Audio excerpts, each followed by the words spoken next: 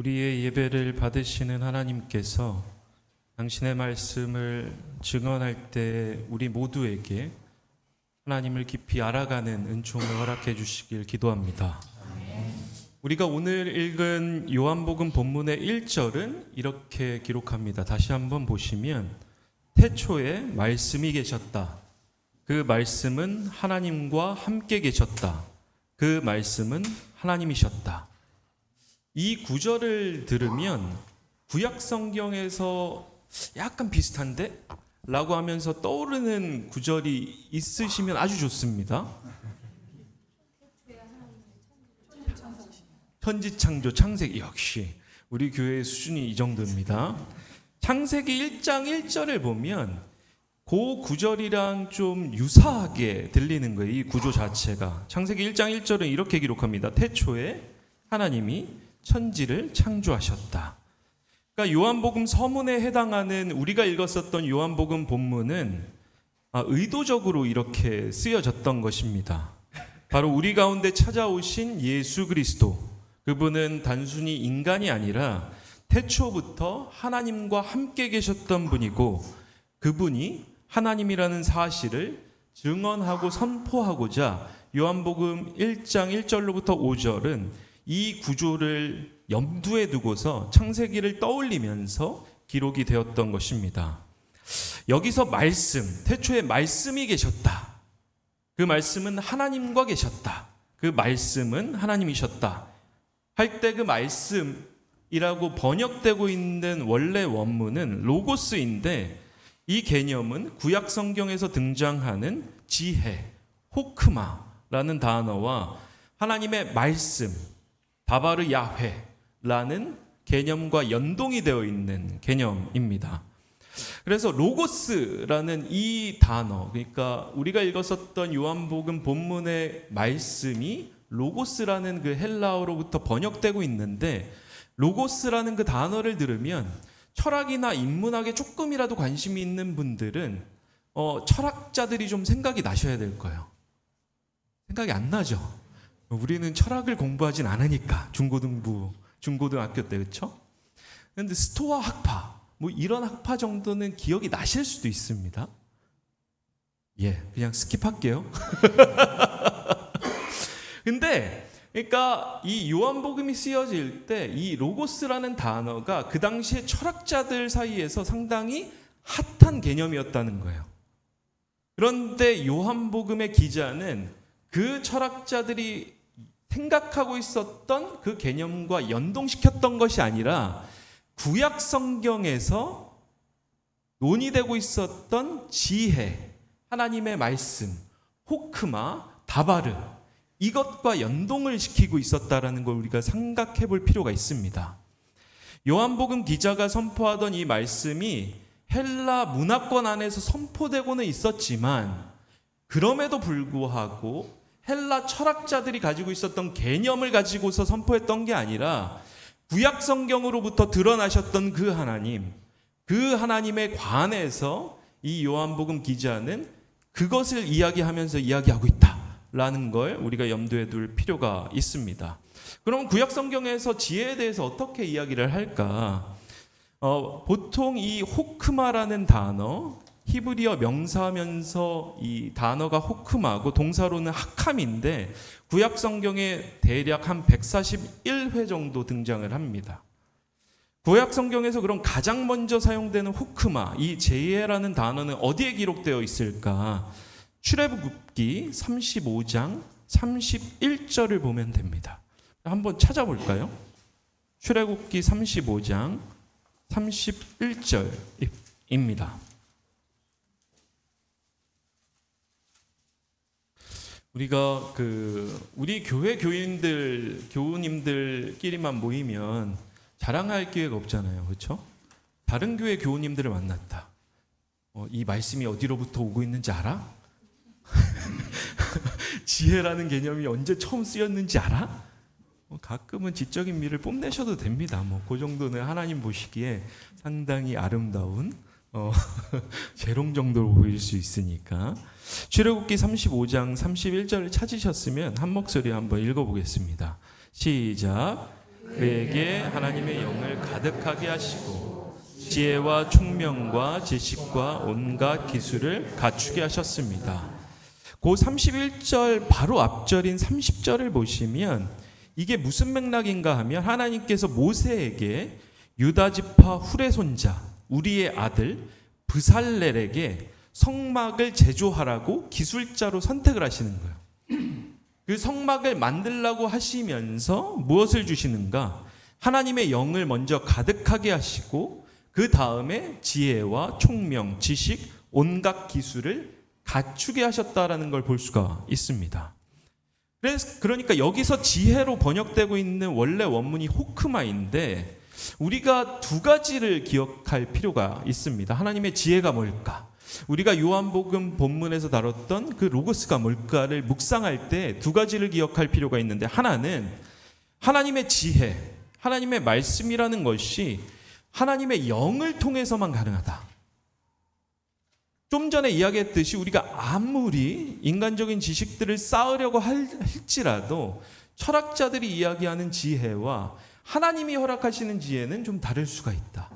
하나님의 지혜, 하나님의 말씀은 하나님의 영을 통해서만 주어질 수 있다는 점을 우리가 먼저 기억할 필요가 있습니다. 두 번째는 하나님의 지혜, 하나님의 말씀이 조금 전에 이야기했던 브살렐에게 주어졌던 맥락에서 잘 생각을 해보시면 추상적이고 종교적인 차원에 관련된 부분만을 지혜라고 이야기하는 게 아닙니다.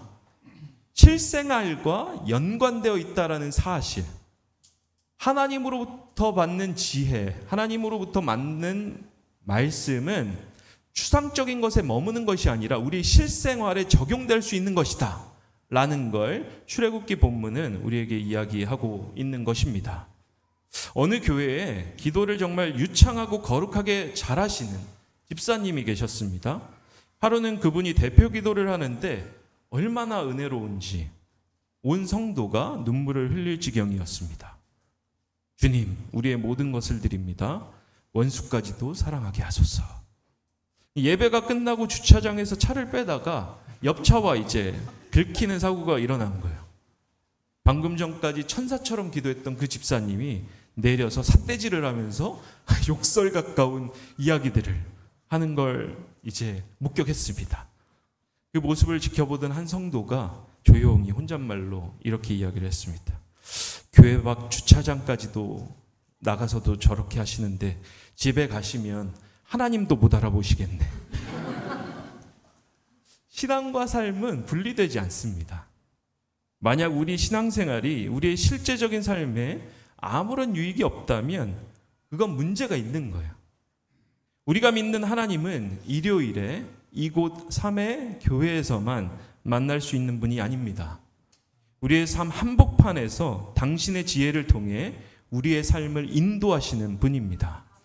하나님의 말씀과 지혜가 다시 한번 말씀드리지만 우리 삶에서 씨름하고 있는 문제들의 구체적인 해답을 주시지 못한다면 뭔가 문제가 있는 겁니다. 그건 하나님의 지혜가 아닌 거예요. 하나님의 말씀이 아닌 겁니다. 우리의 실생활과 연동되어 있어야 된다라는 사실입니다. 잠언 1장 20절로부터 23절은 이렇게 기록하는데 이것도 한번 찾아보겠습니다. 잠언 1장 20절로부터 23절입니다. 여기서도 하나님의 지혜에 관해서 기록되어 있습니다. 잠언 1장 20절로부터 23절입니다. 찾으셨으면 한 목소리로 한번 읽어보겠습니다. 시작. 지혜가 길거리에서 부르며 광장에서 그 소리를 높이며 시끄러운 길 머리에서 외치며 성문 어귀와 성 안에서 말을 전한다. 어수룩한 사람들아, 언제까지 어수룩한 것을 좋아하려느냐? 비웃는 사람들아, 언제까지 비웃기를 즐기려느냐? 미련한 사람들아, 언제까지 지식을 미워하려느냐? 너희는 내 책망을 듣고 돌아서거라. 보아라, 내가 내 영을 너희에게 보여주고 내 말을 깨닫게 해주겠다. 아멘. 우리 주님은 이 잠언에서 증언하는 것처럼 우리 삶 깊숙이 들어오셔서 당신의 지혜로 우리의 삶을 이끌어 가십니다. 그러한 삶의 유익을 누리지 못하는 이유는 우리가 하나님을 모든 영역에 초대하지 않기 때문입니다. 우리의 삶의 모든 영역과 문제들을 가지고 실생활에서 순간순간 하나님께 의뢰하는 것이 아니라 마치 이것은 우리의 힘으로, 우리의 노력으로, 우리의 생각으로 돌파할 수 있을 것이라고 생각하기 때문에 하나님에게 그 문제들을 맡기지 않는 거예요. 아니면 하나님이 과연 이 문제들의 해답을 주실 수 있을까? 그 믿음이 연약하기 때문에 그 문제들까지 하나님 앞에 가지고 나가지 않는 것입니다. 잠언 우리가 읽었었던 그 본문을 잠시 들여다보시면 뭐라고 이야기를 하는가 하면 주님이신 지혜가 불러도 사람들에게 말을 걸어도 사람들은 응답하지 않습니다. 우리의 삶의 양태가 이 수준에 있다면 우리 삶의 구체적인 문제들의 해답으로서 하나님을 신뢰하지 못하고 있을 수 있다라는 점입니다. 뭔가 우리의 삶 가운데 씨름하고 있는 문제가 있으세요? 관계의 문제든 사업의 문제든 삶의 문제든 가정의 문제든 그 문제를 가지고 하나님 앞에 가지고 나가실 수 있는 저와 여러분이 되시기를 주님의 이름으로 축원합니다. 하나님께는 다루시지 못할 삶의 영역이라는 건 없습니다. 왜 그렇습니까? 하나님께서 오늘 우리 요한복음 말씀처럼 말씀으로 로고스이신 그리스도께서 직접 창조에 가담하셨기 때문에 그렇습니다. 그렇기 때문에 그 문제를 풀 수 있는 지혜와 명찰과 방법도 하나님께 있는 것입니다. 야고보서 1장 5절에서부터 6절은 이렇게 기록하는데 제가 읽어드리면 여러분 가운데 누구든지 지혜가 부족하거든 모든 사람에게 아낌없이 주시고 나무라지 않으시는 하나님께 구하십시오. 그리하면 받을 것입니다. 조금도 의심하지 말고 믿고 구해야 합니다. 의심하는 사람은 마치 바람에 밀려서 출렁이는 바다 물결과 같습니다. 우리가 씨름하고 있는 그 문제에 대한 해답이 하나님께 있다라는 것은 우리가 원하는 해답을 이뤄달라고 기도하는 것이 아닌 거예요. 그 문제 가운데 하나님이 도대체 어떻게 이 문제를 해결하실지를 구하는 겁니다. 우리가 원하는 것들을 달라고 구하는 것이 기도가 아니라 하나님이 이 문제의 상황 가운데서 무엇을 원하시는지 어떻게 이 문제를 해결해 가고 싶으신지를 구하고 그 말씀 가운데 순응하게 하는 것이 기도입니다. 왜 그렇습니까? 우리의 뜻을 관철시키는 것이 기도가 아니라 하나님의 말씀을 믿고 그 말씀 가운데 순종하도록 하는 것이 기도의 본질이기 때문에 그렇습니다. 왜 우리가 원하는 것을 내려놔야 하는 거죠? 하나님이 가장 선한 것을 알고 계시기 때문에 그렇습니다. 아이들을 다루다 보면 그 아이들은 자기들이 원하는 것을 막 떼쓰기도 하죠. 그런데 그것이 그 아이에게 위험한 것이 되기도 하고 그 아이에게 유익이 되지 않기도 합니다. 제가 어렸을 때에 부모님이 저를 이제 심각하게 나무라셨던 적이 있는데 냅두면 계속 게임만 하니까 저희 때는 8088, 286 세대가 나타나기 전에 그거 가지고 이제 원초적인 게임들을 하던 세대입니다. 얼마나 신기했겠어요, 그렇죠? 컴퓨터 학원 보내놨더니 게임만 하고 있는 거예요. 게임만 했으면 어떻게 됐겠습니까? 게이머가 되는구나.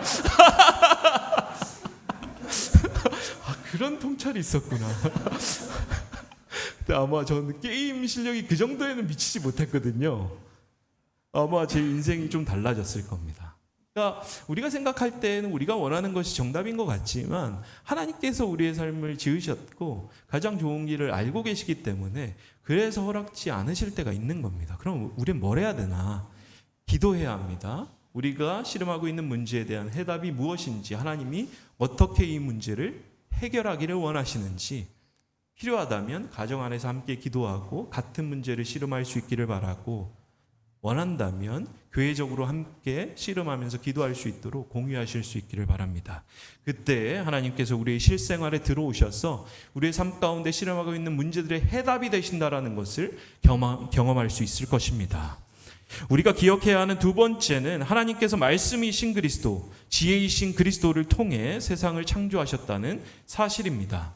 우리가 요한복음 본문을 다시 한번 돌아가서 읽어보기를 원하는데, 우리가 읽었었던 요한복음 1장 3절과 4절을 한번 읽어보겠습니다. 요한복음 1장 본문이었던 1장 3절과 4절을 찾으셨으면 한 목소리로 한번 읽어보겠습니다. 시작. 모든 것이 그로 말미암아 창조되었으니 그가 창조된 것은 하나도 없다. 창조된 것은 그에게서 생명을 얻었으니 그 생명은 사람의 빛이었다. 아멘. 우리가 하나 더 찾았으면 좋겠는데요. 지혜 문학으로 분류되는 잠언 8장 22절입니다. 잠언 8장 22절입니다.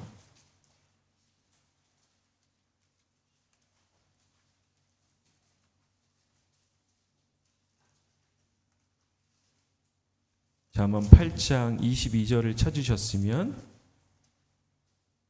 이 본문도 한번 한 목소리로 읽겠습니다. 시작.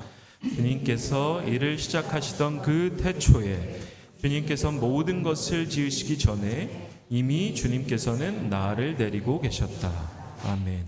여기서 나로 표현되고 있는 존재는 지혜입니다. 지혜, 말씀, 이러한 그 개념들이 의인화된 존재로 나타나고 있는 것인데, 그게 이스라엘 사람들의 생각 속에서도 그들의 신앙적인 체험 안에서도 나타나고 있었던 거예요. 주님의 오심이 예견되고 있었던 것입니다. 우리가 읽은 잠언 8장 22절 이후의 구절들을 보면 하나님께서 지혜를 통해 하늘을 제자리에 두시고, 그 읽었었던 그 구절들 이후를 한번 쓱 보세요. 하나님께서 지혜를 통해 하늘을 제자리에 두시고 바다의 경계를 지으시고 창공을 만드시고 샘물을 솟구치게 하시며 땅에 기초를 세우셨다라고 증언을 하고 있습니다. 다시 말해 하나님께서 세상을 지혜로 만드셨다라고 이야기하고 있는 것입니다. 요한복음 본문은 말씀, 로고스를 통해서 세상을 창조하셨다. 잠언의 본문은 지혜를 통해서 하나님께서 세상을 창조하셨다. 하나님의 말씀 그 자체가 지혜인 것이고, 우리가 추구해야 되는 궁극적인 지혜가 바로 하나님의 말씀인 것입니다. 왜 그렇습니까? 하나님께서 이 말씀과 지혜로 세상을 창조하셨기 때문에 그런 것입니다. 오늘 본문, 요한복음 본문은 그렇게 말씀을 통해 창조된 우리가 주님 안에서 생명을 얻었다. 그러니까 우리가 읽었었던 그 4절을 보면 창조된 것은 그에게서 생명을 얻었고 그 생명은 사람의 빛이었다 라고 기록을 하고 있습니다. 여기서 생명을 뜻하는 단어는 조에라는 단어인데, 그 헬라어들을 보면 생명을 뜻하는 단어가 두 가지로 대표적으로 나타나고 있습니다. 하나는 비오스, 하나는 조에인 거예요. 우리가 생물학이라는 단어의 영어를 알잖아요. 그렇죠? 뭐죠? 바이올로지. 바이올로지라고 했을 때 그 바이오가 이 비오스로부터 오는 겁니다. 그러니까 비오스라는 개념과 조에라는 개념이 헬라어에 있었는데, 그 중에서 요한복음은 비오스라는 단어를 의도적으로 사용하지 않아요. 조에라는 단어만 사용을 합니다. 그러니까 하나님께서 말씀을 통해 창조하셨고 그 말씀을 통해서 생명을 얻었다라고 요한복음 본문이 증언할 때 그 생명이라는 건 비오스가 아니라 조에인 거예요. 그럼 비오스와 조에의 차이가 뭐냐? 비오스라는 것은 생물학적인 차원, 실생활적인 차원, 현세적인 차원의 생명 개념을 의미합니다. 우리가 살아갈 때 맞닥뜨리고 있는 우리 먹고 사는 문제, 살아야지 그래도 할 때 그 사는 삶, 그 개념이 비오스 개념인 거예요. 마가복음 12장 44절에 보면 과부가 생활비 전부를 드렸다. 누가복음 8장 14절에 보면 인생의 향락, 요한일서 2장 16절을 보면 세상 살림의 자랑, 이러한 문구들이 등장하는데 이때 이야기하는 생활, 이때 이야기하는 인생, 이때 이야기하는 세상 살림을 뜻할 때 이 개념들이 비오스입니다. 그런데 요한복음에서는 이 비오스라는 단어를 이야기하지 않고 하나님으로부터 오는 생명, 그리스도 말씀으로부터 오는 그 생명을 이야기할 때 조회를 이야기하면서 이 조회가 뭔지에 대해서 이야기를 하는데 그것은 하나님으로부터만 얻을 수 있는 생명을 의미합니다. 우리의 삶이 아무리 비오스적으로 화려하더라도 조회를 잃으면 다 잃는 것입니다. 우리의 삶이 아무리 경제적으로, 사회적으로, 물리적으로 충만할지라도 하나님의 말씀으로 기초한 이 조회, 생명을 잃게 된다면 모든 것을 잃는 것입니다. 그런데 모든 것을 잃을지라도 하나님의 말씀, 이 조회가 있다면 우리는 사는 것입니다. 그래서 예수님께서 죽고자 하면 살 것이고 살고자 하면 죽을 것이다 라고 말씀했던 것입니다. 오늘 우리가 읽었었던 본문 4절은 이 생명, 조회로부터 빛이 기인한다라고 증언을 합니다. 이게 무슨 말씀인가 하면 우리가 창세기 1장과 연동해서 이 요한복음 본문을 이해하고 읽고 있었잖아요. 창세기 1장을 잘 떠올려 보시면 우리는 창세기 1장을 다 기억하고 있죠. 왜 그렇죠? 매년 초에 결심하잖아요. 성경을 읽어야지. 그렇죠? 창세기 1장부터 시작하면 왜? 처음부터 읽어야 되니까. 읽다가 한 3월쯤 오면 슬슬 그 결심이 연약해지면서 한 8개월을 살아가고 그 다음 연도 1월에 다시 다짐하죠. 성경을 읽어야지. 창세기 1장을 다시 읽는 거죠. 창세기 1장에 대해서 다 알고 있어요. 잘 생각을 해보시면 태초에 하나님이 천지를 창조하시니라 그 다음에 뭐가 나타나고 있죠? 흑암이 깊음 위에 있고 하나님의 영이 수면 위에 운행하시더라. 그 다음에 하나님이 빛이 있으라 하시니 빛이 생겼다. 그러니까 이 빛이라는 것을 요한복음은 증언하고 있는 거예요. 이 빛은 어둠을 이기고 무질서함을 이기고 그로부터 질서를 가져오는 하나님의 창조 행위로 보는 겁니다. 그런데 요한복음은 하나님의 말씀으로부터 생명을 얻고 생명으로부터 빛을 얻게 된다라고 증언하고 있는 겁니다. 그게 무슨 말인가 하면 우리의 삶에 무질서들이 찾아오고 우리 삶에 씨름할 문제들이 찾아오고 어려운 난제들이 찾아온다면 하나님의 말씀에 기대라는 거예요. 그러면 조회, 생명을 얻을 것이고 그 조회로부터 이 문제들을 해결할 수 있는 하나님의 빛이 주어질 것이다라고 증언하고 있는 것입니다. 우리가 씨름하면서 문제에 대한 해답을 신앙으로부터 찾지 못하는 이유는 비오스적으로 접근하기 때문에 그렇습니다. 내려놓으십시오. 하나님 앞에 기도하시고 하나님의 말씀을 구하고 하나님의 지혜를 구하십시오. 그때 하나님의 지혜가 주어지고 그로부터 생명을 확보하고 그로부터 무질서함과 어려운 난제들을 해결할 수 있는 빛이 주어질 것입니다. 이것을 기억하는 저와 여러분이 되시기를 주님의 이름으로 축원합니다. 잠시 말씀을 기억하며 기도하시겠습니다.